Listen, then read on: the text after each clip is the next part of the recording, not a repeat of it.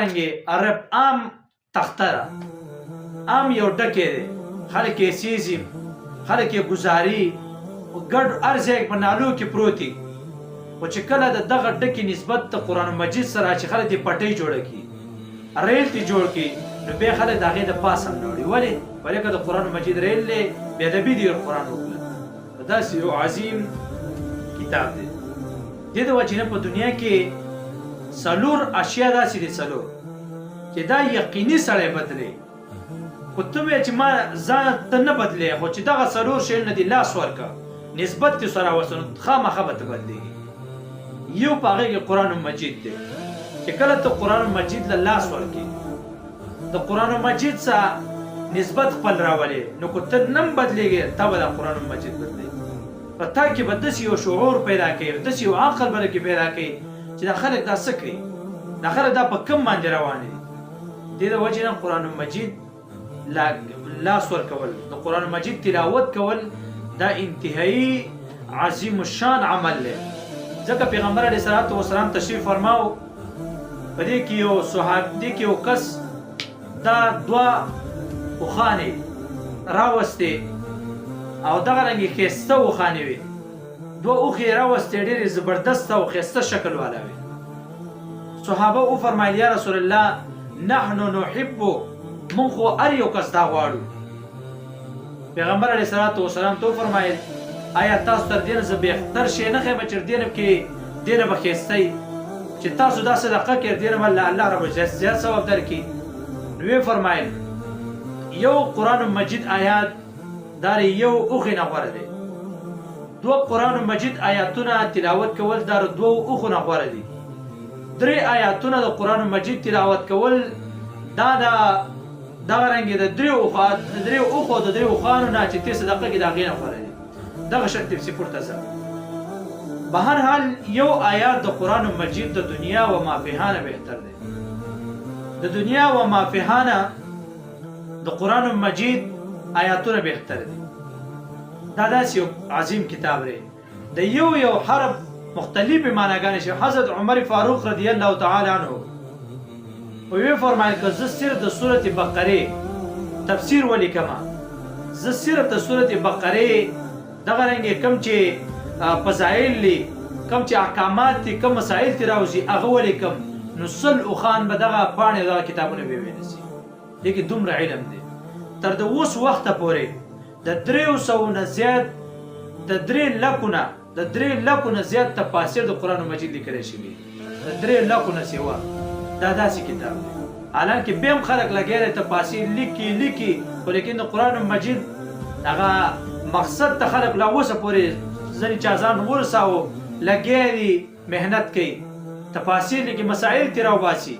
د وخت موافق ته مسایل راوباسي دا داسې کتاب دی نو دا یقینا سړی بدلوي نو یو شی دا قرآن مجید دی چې سړی بدلوي دا تمام علوم چې په دنیا کې دي کو اصول فقه ده که فقه ده دغه رنګې که اصول حدیث دی که حدیث دی که منطق دی دغه رنګې که فصاحت دی بلاغت دی بدیع دی که دا تمام علوم په دنیا کې دي دا صرف او صرف د قرآن مجید دپاره دی نو دا داسې یو عظیم کتاب دی ګوره د قرآن مجید یو آیات صرف بسم الله الرحمن الرحیم د دې دومره ډېر فضایل دي دومره ډېر فضایل که سړی په دې باندې کتابونه لیکي نو زندګي به یې ختمه شي لیکن په دې باندې فضایل او د دې په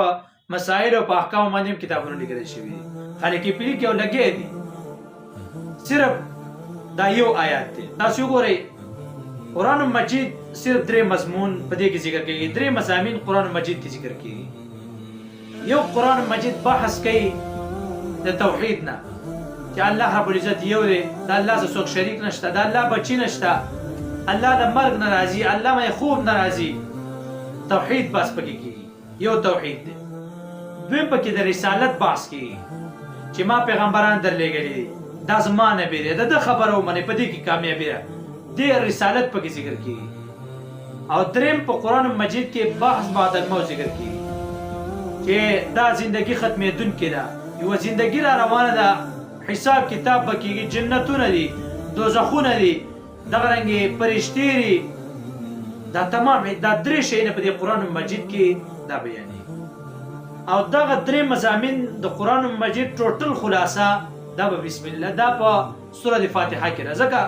سورة فاتحه کې درې اشیاء نه بحث کېږي یو د توحید نه یو د رسالت نه یو د بعث بعد الموت اوس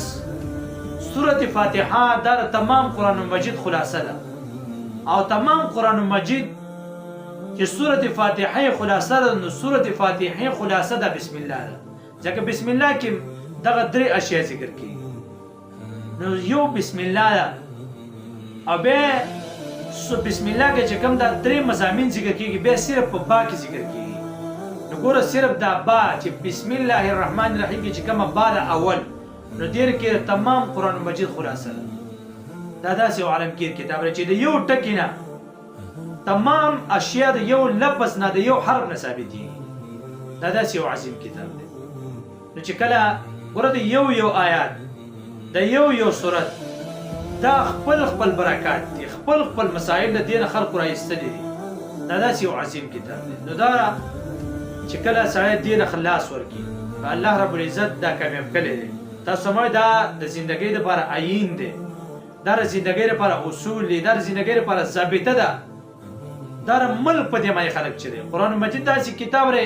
چې په دې باندې ملکونه چلیږي دا د انسان یوازې د انسان د زندګۍ لپاره نه دی قرآن مجید کې د دې بحث چې اخیستل خرڅول به څنګه کېږي د دې بحث قرآن مجید کې شته د دې بحث قرآن مجید کې دی چې چا سره نکاح کېږي او چا سره نه کېږي دا قرآن مجید کې دی فیصله به څنګه کوي ملک په فیصله څنګه کوي جج په فیصله څنګه کوي دا قرآن مجید کې دی دا په قرآن مجید کې چې ته به مونځ څنګه کوې مونځ چې کوم ځای نه فرض شوی دی دا د قرآن مجید د آیاتونو نه معلومیږي دغه رنګې په کم وخت باندې فرض دی څو مونځونه به کوې دا د قرآن مجید نه ثابت دي دغه رنګې نکاح به څنګه کوې دا تمام علوم د قرآن مجید نه ثابت دي دا داسې کتاب دی نو خبرې مقصد مې دا دی د قرآن مجید تلاوت کوونکی چې یو سړی پې کړېږي نو هغه دې بیا هم تلاوت کوي حدیث مبارک کې راځي پیغمبر علیه الصلاة والسلام فرمایي چې ماهر په قرآن مجید کې او دغه رنګ یو کس کړېدونکی په قرآن مجید کې چې آیات بار وایي او نشي ویلی او کړېږي پې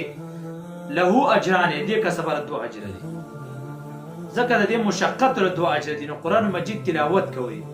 تلاوت باندې الله رب العزت ته خلق نږدې کېږي خو سړی په یو ځان به کوشش وکړي چې قرآن مجید په ترجمه باندې په مقصد باندې ځان پوه کړي خو چې سړی پې نه پوهېږي بیا د قرآن مجید له غاړه ورکړي قرآن مجید ته کښېني ډېر شي واقعیت داسې دي یو کس ته الله رب العزت مغفرت وکړه بخښنه یې ورته وکړه ولې ورته وکړه یو کس په خوب کې ولید وایي الله رسه څه عمل وکړه وایي الله وبخلمه په څه باندې وبخلې نو ورته ویې ما قرآن مجید ما په ناظره نه دی ویلی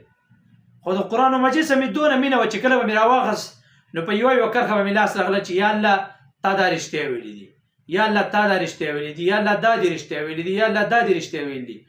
نو په هغه مینه او محبت باندې زه الله وبخلم